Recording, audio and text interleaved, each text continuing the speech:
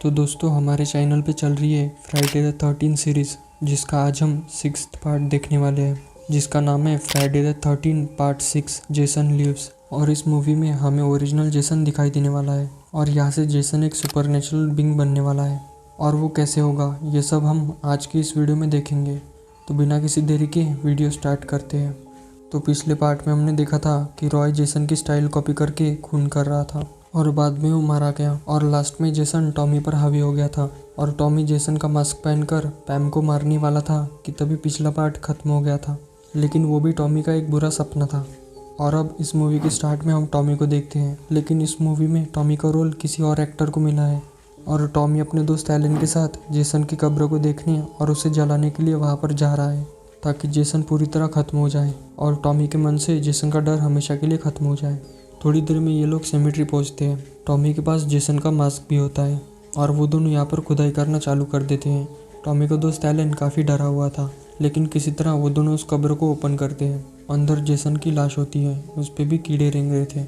अब गुस्से में टॉमी एक रॉड लेता है और जेसन को बार बार स्टैप करने लगता है। और यहाँ पर मौसम ख़राब होने लगा था और बारिश का मौसम बनने लगा था। टॉमी उस रॉड को जेसन के बॉडी में ही रहने देता है और पेट्रोल लेने के लिए जाता है। तभी अचानक से जेसन के बॉडी में जो रॉड फंसी होती है उस पर बिजली गिरती है, वो भी 2 बार, जिसके कारण जेसन जिंदा हो जाता है और उस कब्र से बाहर आता है। ये दोनों ये देखकर बहुत घबरा जाते हैं। टॉमी जेसन पे पेट्रोल छिड़कता है, लेकिन माचिस जलाने पर बारिश चालू हो जाती है, जिससे वो माचिस दोबारा नहीं जलती। तभी पीछे से एलन जेसन पर अटैक करता है, पर जेसन एलन को जोर से मारता है और उसका हार्ट बाहर निकाल लेता है। अब एलन की बॉडी उस कब्र में जाके गिरती है और वो कब्र बंद हो जाती है और टॉमी इतने में वहाँ से भाग जाता है और जेसन वहाँ पे पड़ा हुआ अपना मास्क लेता है और उसे पहन लेता है। और अब जेसन एक सुपरनेचुरल बीइंग बन चुका है और अब यहाँ से जेसन को मारना किसी भी नॉर्मल इंसान के बस में नहीं है। अब जेसन की ताकत बहुत ही ज़्यादा बढ़ चुकी है और जेसन एक लिविंग डेड यानी कि ज़ॉम्बी की तरह हो गया है। टॉमी यहाँ से सीधा क्रिस्टल लेक के पास जो टाउन होता है वहाँ के पुलिस स्टेशन जाता है और यहाँ के शेरिफ माइक को वार्न करता है कि जेसन लौट आया है और वो क्रिस्टल लेक पे सभी को मार डालेगा। पर शेरिफ को पता था कि टॉमी एक मेंटल पेशेंट है, तो वो टॉमी का यकीन नहीं करता और उसे लगता है कि टॉमी को ज़रूर कोई भ्रम हो रहा होगा। टॉमी उसकी बात नहीं सुनता तो फिर शेरिफ टॉमी को जेल में बंद कर देता है। यहाँ पर हमें पता चलता है कि क्रिस्टल लेक का नाम बदलकर फॉरेस्ट ग्रीन हो गया है, क्योंकि क्रिस्टल लेक का नाम इतने सारे मर्डर्स के कारण बदनाम हो गया था। और अब क्रिस्टल लेक पर बच्चों का समर कैंप चल रहा है। उसी रात हम 2 कैंप सुपरवाइजर्स को देखते हैं, डैरेल और एलिजाबेथ। आगे जाते हुए वो दोनों रास्ता भटक जाते हैं और इनकी कार के सामने अचानक से जेसन आ जाता है और कार के टायर को उसी रॉड से पंचर कर देता है। अब गुस्से में डैरेल बाहर आता है और जेसन पे गोलियां चलाता है, पर जेसन को कुछ भी नहीं होता। फिर जेसन उसी रॉड से डैरेल को मार डालता है। एलिजाबेथ भागते हुए कीचड़ में गिर जाती है और जेसन उसे भी मार डालता है। फिर अगली सुबह हम शेरिफ की बेटी मेगन को देखते हैं और यहाँ पर उसके साथ उसके दोस्त भी थे, जिनमें होते हैं सिसी, पॉला एंड कॉट।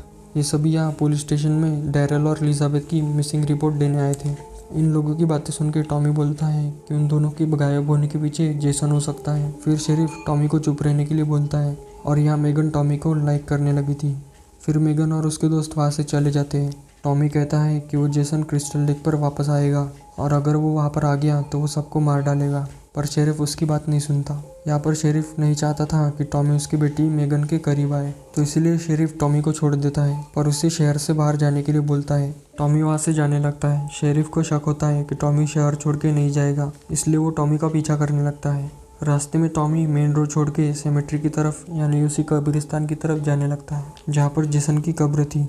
असल में टॉमी शेरिफ को जेसन की खाली कब्र दिखाना चाहता था, पर यहाँ के बेवड़े केयरटेकर ने उस कब्र को वापस भर दिया था ताकि उसकी नौकरी ना जाए। पर उसे पता ही नहीं था कि अंदर जेसन की बॉडी नहीं बल्कि एलन की बॉडी है। टॉमी और शेरिफ के वहाँ आने पर सब कुछ सही सलामत होता है, तो शेरिफ फिर से उसे पागल समझ रहा होता है। शेरिफ उसे शहर के बाहर छोड़ देता है और वापस यहाँ नहीं आने के लिए बोलता है।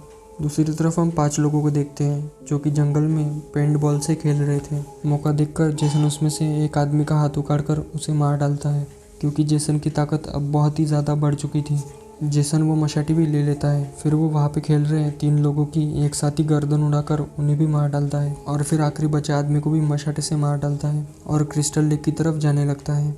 इधर क्रिस्टल लेक पर समर कैंप के लिए बच्चे आ गए थे। इनकी यहाँ दिन भर काउंसलिंग चलती है। फिर रात में जेसन को वही बेवड़ा केयर टेकर मिलता है। जेसन उसकी बोतल लेके उसके गले में घुसाकर उसे मार डालता है और इस शराबी की चीख एक कपल सुन लेता है जो कि पास ही में पिकनिक कर रहे थे। वो दोनों जेसन को देखकर भागने लगते हैं पर जेसन मशाटे से इनको भी मार डालता है। जेसन को थोड़ा आगे जाने पर एक आरवी दिखती है जिसके अंदर कॉट और उसकी जीएफ थी जो कि इंटीमेट हो रहे थे। थोड़ी देर बाद जब कॉट ड्राइव कर रहा था तो जेसन निक्की को बाथरूम में बुरी तरह मार डालता है और कॉट को भी एक चाकू से मार डालता है जिससे आरवी का एक्सीडेंट हो जाता है पर यह जेसन को कुछ भी नहीं होता। इधर पुलिस को यहाँ पर मरे हुए सभी लोगों की लाशें मिलने लगती है जिससे शेरिफ को लगता है कि ये सब मर्डर्स टॉमी ने की है। फिर टॉमी शेरिफ को कॉल करता है और वो कॉल मेगन उठाती है। टॉमी मेगन को समझाता है कि जेसन को रोकने का एक ही तरीका है। मेगन उससे पूछती है कि क्या करना होगा। टॉमी बताता है कि जेसन को क्रिस्टल लेक के अंदर डुबाना होगा, वो भी काफ़ी गहराई में जहाँ पर वो बचपन में डूबा था। अब मेगन टॉमी की मदद करने के लिए मान जाती है और उसे पिक करने के लिए जाती है। फिर वो दोनों क्रिस्टल लेक की तरफ जाने लगते हैं लेकिन पुलिस इन्हें रास्ते में ही रोक लेती है और वो लोग इन्हें पुलिस स्टेशन लेकर जाते हैं। दूसरी तरफ जेसन क्रिस्टल लेक पर पहुंच जाता है। जेसन को देख के बच्चे डर जाते हैं और गॉड को प्रे करने लगते हैं पर जेसन किसी भी बच्चे को नुकसान नहीं पहुंचाता। फिर वो सीसी का सर उखाड़कर उसे भी मार डालता है और फिर पॉलो को भी मशाटी से मार डालता है। इधर स्टेशन पर शेरिफ माइक टॉमी और मेगन को बहुत समझाता है पर अब भी वो टॉमी को ही किलर समझ रहा था। तभी से कॉट और उसकी जीएफ की मरने की खबर मिलती है और इनकी किलिंग कुछ टाइम पहले ही हुई है। इसमें मेगन कहती है कि टॉमी बहुत टाइम से मेरे साथ ही है तो वो किलर कैसे हो सकता है, लेकिन शेरिफ उसकी बात नहीं सुनता और क्रिस्टल लेक की तरफ जाने लगता है। लेकिन मेगन उस ऑफिसर को गन पॉइंट पर लेकर उसे जेल में बंद कर देती है और टॉमी के साथ वहाँ से क्रिस्टल लेक की तरफ जाने लगती है। इधर शेरिफ बाकी ऑफिसर के साथ जेसन को ढूंढने लगता है पर जेसन इनको बारी बारी एक एक करके मारने लगता है। फिर वो शेरिफ के सामने जाता है। शेरिफ उस पर कई गोलियां चलाता है पर जेसन तो पहले ही मरा हुआ है इसलिए उस पर किसी भी गोली का कोई असर नहीं होता। फिर शेरिफ यहाँ से जंगल में भागने लगता है और वहाँ पे छुप जाता है।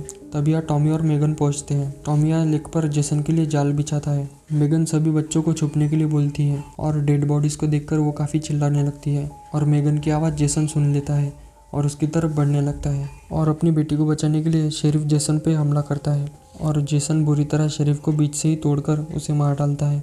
फिर वो मेगन को मारने की कोशिश करता है पर टॉमी उसका ध्यान अपनी तरफ खींच लेता है और वहाँ से बोट पर भाग जाता है। जेसन मेगन को छोड़कर टॉमी की तरफ बढ़ता है। बोट के चारों तरफ पेट्रोल छिड़क कर आग लगा देता है पर जेसन पानी के अंदर से टॉमी पे अचानक से अटैक करता है। फिर टॉमी किसी तरह एक चेन को जेसन के गले में फंसा देता है।